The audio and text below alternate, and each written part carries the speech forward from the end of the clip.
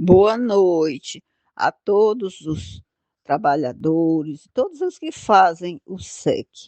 Mais um dia de preces, radiações e vibrações.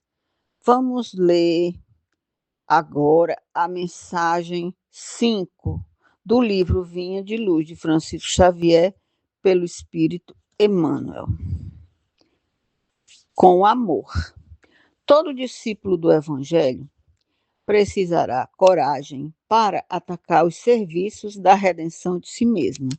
Nenhum dispensará as armaduras da fé a fim de marchar com desassombro sob tempestades. O caminho do resgate e elevação permanece cheio de espinhos. O trabalho constitui-se-á de lutas, de sofrimentos, de sacrifícios, de suor, de testemunhos.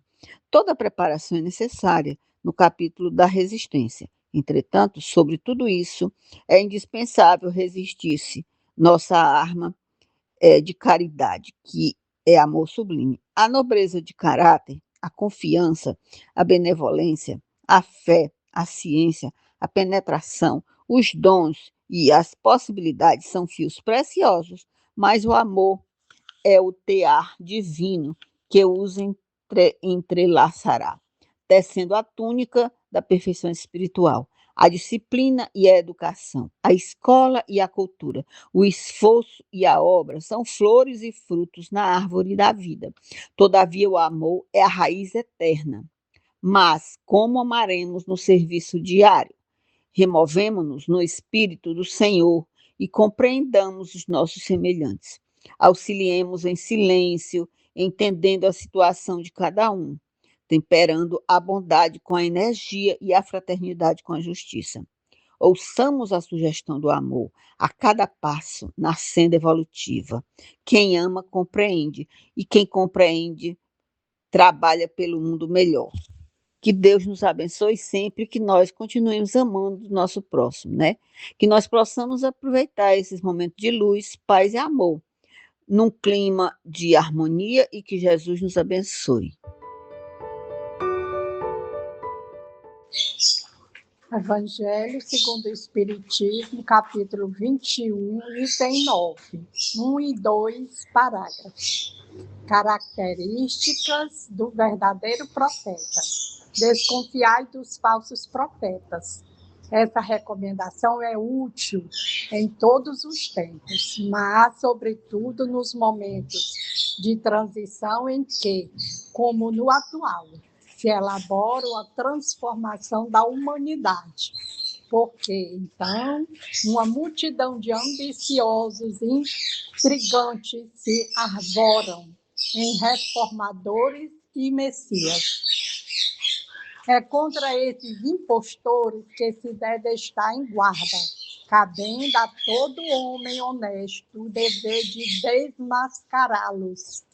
Perguntarei, sem dúvida, como se pode reconhecê-los? Tendes aqui as suas características. Só se confia o comando de um exército a um hábil general, capaz de o dirigir. Julgais que Deus seja menos prudente do que os homens? Ficais certos de que só confia missões importantes aos que ele sabe capazes de as cumprir, já que as grandes missões são fardos pesados, que esmagariam o homem demasiado fraco para carregá-los. Como em todas as coisas, o mestre tem de saber mais do que o discípulo.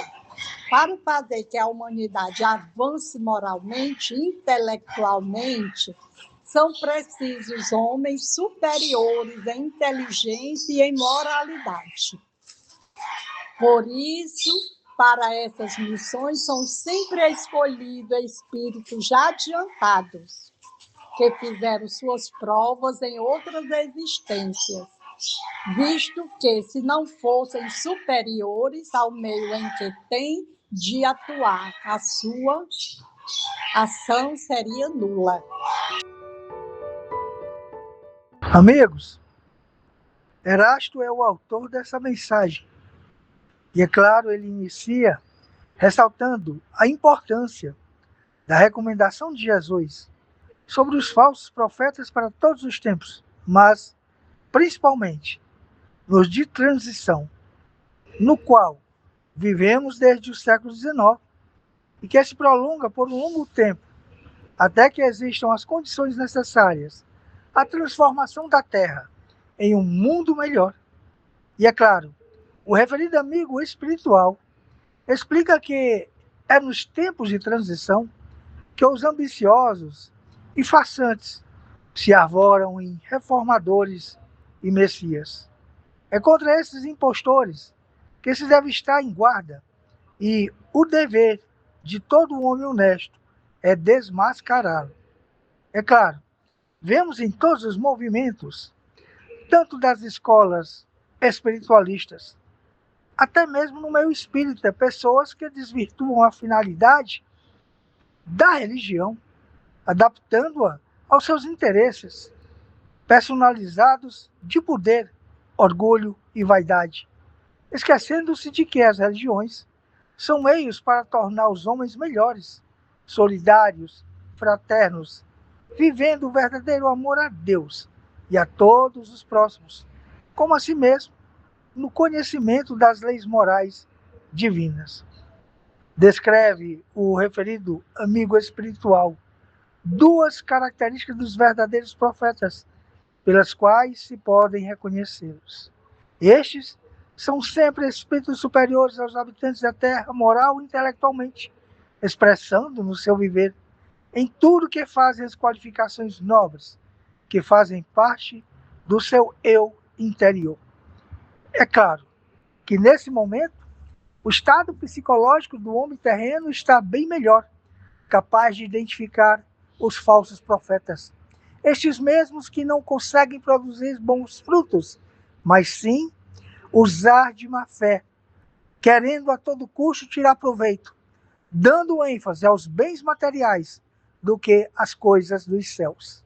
É preciso que cada um de nós, espíritos espíritas, possamos compreender o verdadeiro sentido dessa mensagem, para que nós possamos estar vigilantes, atentos e sempre vivenciando o que o Cristo nos ensinou há mais de 2026 anos.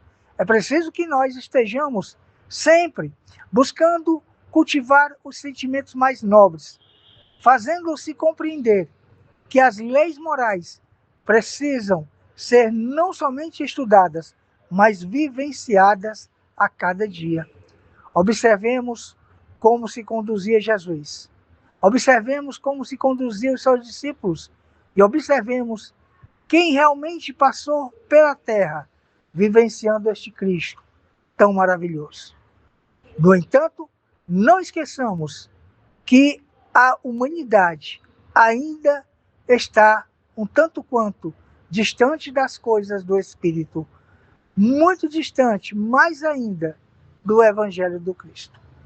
Sigamos juntos, sempre compreendendo a necessidade de nos ressignificar, cultivando a luz do Cristo em nossos corações e nos corações dos homens em geral. Sigamos com Jesus, muita paz.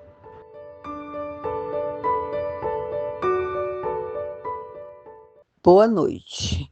Que Deus nos abençoe nessa noite, colocando fluidos benéficos na água que chega até nossas casas. Que toda a água que está no nosso planeta seja colocado bons fluidos para que assim possamos a cada dia melhorar. Que a água que chega até nós traga paz e melhora tanto para o nosso corpo físico como para o nosso espírito. Nos ajuda, Senhor, nos dá a tua luz, nos faz, Senhor, sermos pessoas melhores. Que assim seja.